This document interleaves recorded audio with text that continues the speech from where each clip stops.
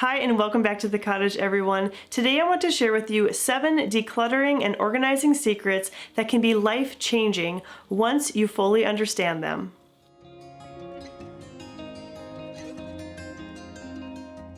This video could alternately be titled 6 Truths and 1 Lie about the decluttering and organizing process because the secrets that I'm about to share with you are pretty common sense really, but the problem is they're often misunderstood or misrepresented, and that leaves people feeling anxious or scared to even start the decluttering process or organizing process in their own life. So I want to clear up all this information today and set you on the straight path towards success in your journey.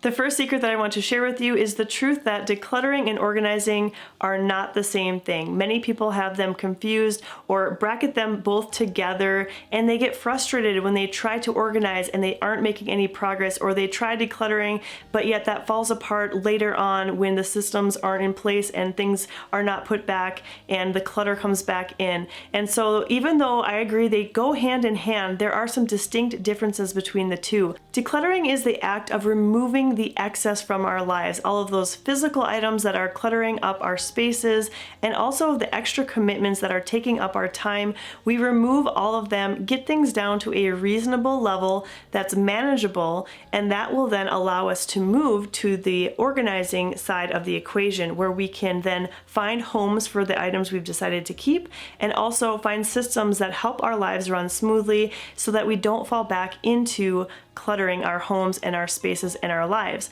So again, they are separate things. They do go hand in hand, but decluttering has to come first and then organizing comes second.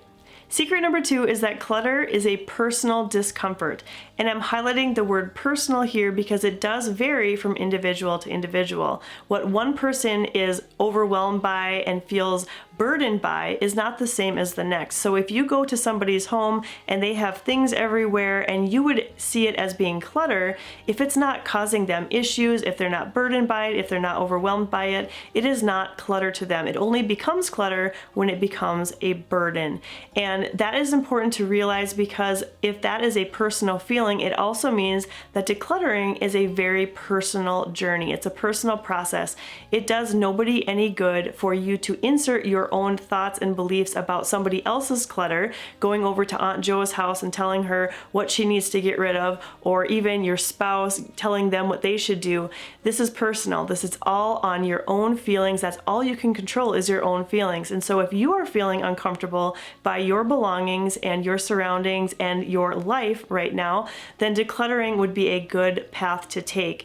And when you start controlling your own clutter, others might see that and they might have questions, and you can guide them at that time. But until that time comes, it's a personal discomfort, it's a personal journey. The third secret is that decluttering does not need to happen quickly. That's a misconception I feel that is floated around a lot in the decluttering and organizing channels, and it makes sense to our brains because when we're feeling the overwhelm or the burden of the clutter, once we start to recognize that and realize it, our human nature tells us we want to get rid of that clutter as quickly as possible and to move on with our lives. But the truth is that it's going to take some time and different amounts of time for different people. There are some people that need to handle every single item and make those decisions really slowly. That's obviously going to take a lot more time than somebody that can attack the clutter head on. You might be the type of person who wants to try playing a game of decluttering that would help make it a little bit more enjoyable and make it a little bit more fun. There's the minimalism game where you declutter a certain number of items per day for an entire month. That can help you get rid of a lot of things. Or you might have a laundry basket and go around your house, set a timer for 30 minutes. Both of those games, by the way, I have done, and I've shown the process how those work here on this channel in different videos. I will link those down below. But basically, I'm just trying to say whatever speed that you decide to work with, that is the right speed for you. Don't push yourself just because you think that it has to happen quickly, because it really doesn't. Whether you're the person who can go through an entire weekend and clean and declutter, organize an entire space in one weekend, or you're the type of person who needs to take it just one small drawer at a time, one small space at a time, that is completely a-okay. There is a hard truth packed into secret number 4, and that is clutter is a result of choice. Choices that we make. And that can be a hard pill for us to swallow sometimes, to realize that the burden and overwhelm that we're feeling is all brought about by choices that we've made in our past, whether to buy things that we didn't need or didn't really use, or to keep items around for longer than we needed to keep them. Eventually, those choices have built up to a level where we can't handle it anymore.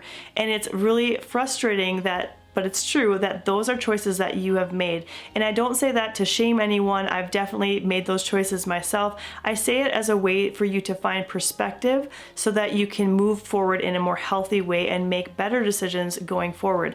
I remember distinctly when I was going through our packed closet of clothes, when we were first starting our journey of minimalism, feeling so frustrated and overwhelmed and wondering why I had kept these items for so long.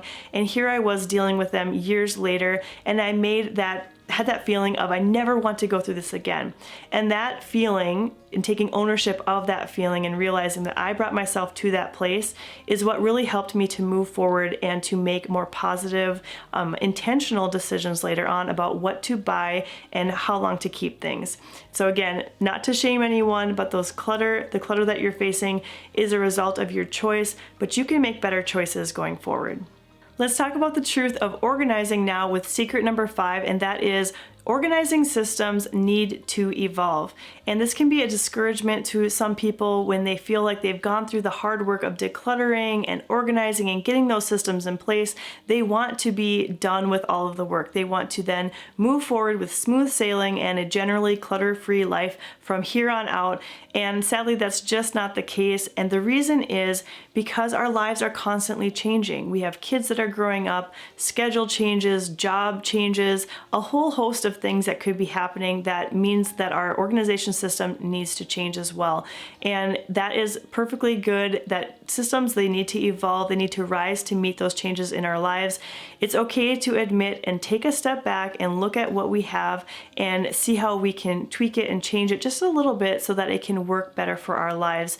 And the good news is it's very easy to spot when an organization system is not working anymore, when it had been previously, because things are not going to be finding their homes. If you had a place for it and it's not making it back into that place, that designated home, or so things are getting left on the floor, or we can't find something that we're looking for. We can't find our keys. We can't find a shoe or something when we're getting ready for school. These are clear indicators that something is not quite right in the organization system and it's time to take another look. Interestingly, one of the reasons why an organization system may no longer be working is because of that other word that we're talking about today, clutter. It may have crept back into our lives, and another round of decluttering might be in order. And that actually leads me to the next secret on this list.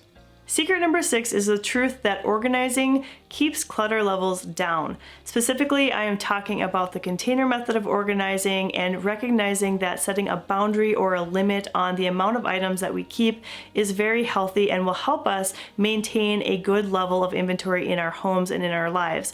When you think about your home, there are many different containers already built into it, our closets, our cabinets, our drawers. There's also those standalone containers that a lot of us think about when we think about the word container.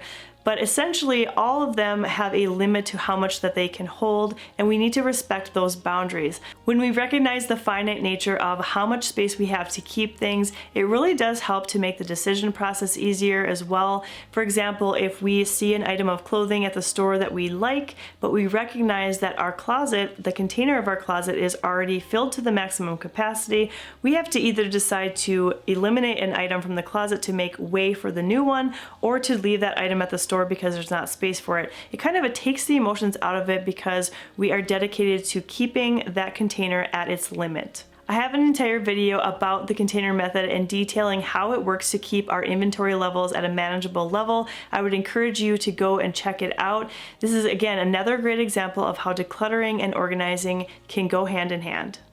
Secret number 7 is the lie of this bunch, and that is that a perfectly decluttered and organized home exists, because it doesn't. That is a lie. Trying to live up to any sort of ideal during the decluttering and organizing process is pure folly because you are searching and going towards something that isn't even true. Those Instagram posts that we see of perfectly tidy houses, even any videos that you've seen here on this channel where my house is perfectly clean, it's not like that all the time. There are going to be days where we get busy, we get sick, there's going to be clutter that comes in, organization systems that stop working for whatever reason. It's not going to be perfectly clutter-free and tidy and organized all the time. It just is not true. And a lot of times I feel like people will see this idea of perfection and want it, but have this paralyzed fear that if they can't get to that, then they don't even want to try. And I want to encourage you as much as I can to realize that this journey of decluttering and organizing is all about taking one step in front of the other, making progress over perfection, trying to find what works best for you and your family, getting your inventory to a manageable level that is right for you, finding the organization systems that work for you, that help your life run more smoothly. And that is where you need to be at. That is perfection for you. It's not for anybody else.